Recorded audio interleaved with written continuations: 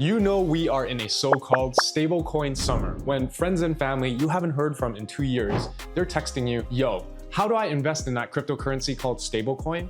As if stablecoin is the name of the asset like Ethereum or Bitcoin. Lols! But make no mistake, attention on stablecoins is parabolic right now.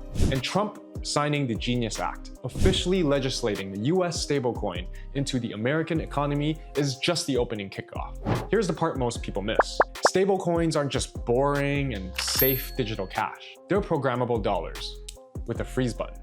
So if you don't know who holds power over that button, you're not investing in stability. You're actually investing blind.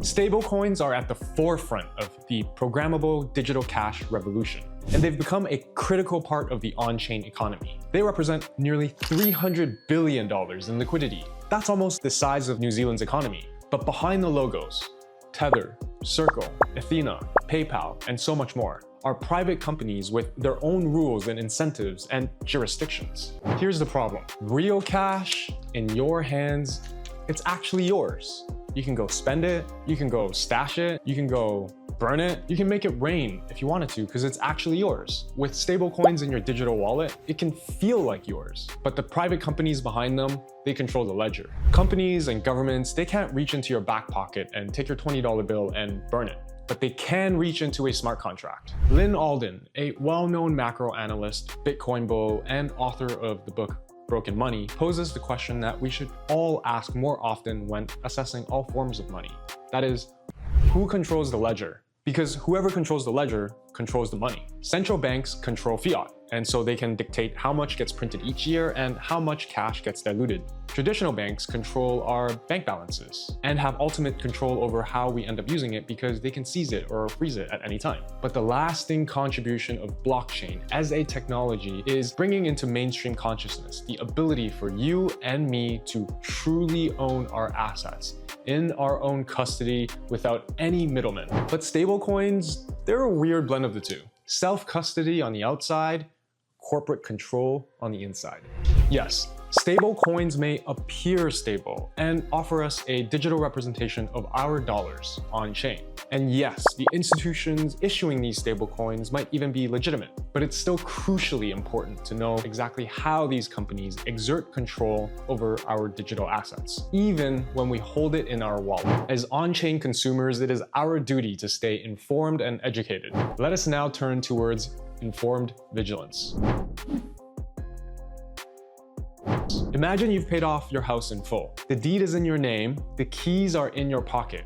It's yours. But one morning you wake up, you go to work, you come home, you take your keys out and you're about to open the door and then you can't get in. And you find out the bank has remotely locked every door and window. On paper, you still own the house, but in practice, you can't live in it, you can't make use of it, you can't sell it, and you can't even get inside the house. That's precisely what stablecoin issuers can do arbitrarily. Let's zoom in on how this actually works. A stablecoin isn't a digital dollar floating around inside your wallet. It actually lives inside the stablecoin's smart contract, a program on the blockchain. Inside that program is a giant spreadsheet called a mapping, and it keeps a line for every address, saying how many tokens that particular address owns of this stablecoin. So if your wallet shows 10 USDT, what's really happening is the Tether smart contract has a row that says 0x your address equals 10. Your wallet isn't holding the coins. It's just a key that is able to tell that smart contract, hey, I want to move some of my tokens to another address, or I want to spend it on this particular application's smart contract. Now, here's where the levers come in. The contract isn't just a spreadsheet. It's like a rule-respecting vending machine with buttons built in to manage everything from how many tokens can exist, who's allowed to create new tokens, or a process we called minting, who manages the smart contract itself, and the most controversial one, and the one we all should be aware of, which addresses can determine who can be frozen or wiped clean. These blacklist functions allow the stablecoin issuer to say, okay, this row is now frozen, we will not allow them to move their assets around, or in other cases, okay, this address, we're gonna wipe this balance to 0 because we don't like these guys. So yes, you do hold your wallet private keys, but the actual record of your stablecoins lives in someone else's spreadsheet with admin buttons that can edit or delete your row. Now, of course, while most issuers would really only use these levers against hackers or sanctioned states, the power itself is absolute. It's completely baked in. It doesn't matter if you're a billionaire with a hedge fund or grandma with $200 on chain. The same button works on both. And the US Genius Act mandates all stablecoin issuers to add in that freeze or wipe button in order to comply with anti-money laundering laws and sanction laws, and ban users from earning yield directly from these stablecoin issuers, both of which creates a natural moat for too big to fail banks and fintechs, leaving them to absolutely dominate the market. They call it stable. I call it captured. When we talk about crypto, like Bitcoin or Ethereum, we irrefutably, undeniably, fundamentally talk about self-sovereign money, the ability to unilaterally use and spend your assets however you want it to. Yet, when we're talking about stablecoins, you don't have absolute control. The private companies do. And as digital sovereigns, this is an extremely important fact to know. Even if it is extremely unlikely these companies do anything to your assets. How do we know in the future if these private companies won't destroy or freeze our funds because we got involved in the wrong type of protests? Or what if we fell on the wrong side of the political tree? All this is to say the perceived stability of the conventional stablecoin is a mirage. You think you hold cash, but unlike physical cash, a compliance team from these private companies could vaporize everything that you own in one transaction. That's worth knowing about before you hold it in your wallet. If you're finding this video helpful so far, I'd like to welcome you to my channel, where we help off-chain luddites become on-chain sovereigns. Every week here, we share the tools and mindsets to helping you unlock your digital sovereignty. Let's be real. 98% of crypto Twitter is just noise. Scammers, grifters, memers, moonboys, shillers, bots. But buried underneath all of that noise are the real engineers, the builders, the thinkers, the philosophers who actually know what they're talking about. I've curated all of those accounts into a free, signal-only starter kit for navigating crypto Twitter, so you can follow the real builders, not the hype. The link's in the description, grab it, and skip the nonsense.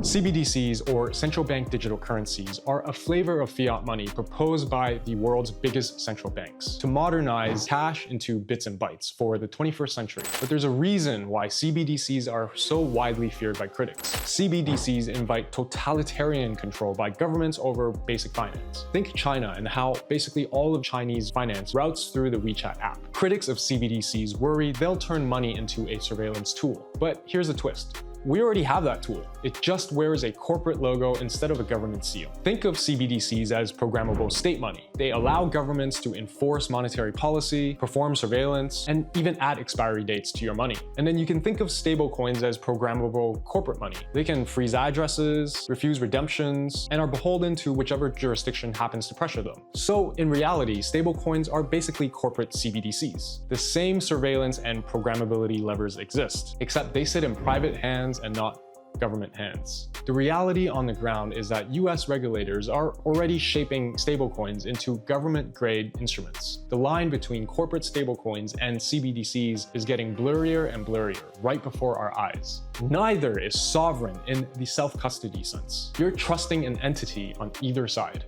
and the contract code bakes in the issuer's rights to intervene, lulling people into a false sense of security. Finally, people assume $1 worth of stablecoin will always be worth $1, but the peg is only ever a promise, and promises can break.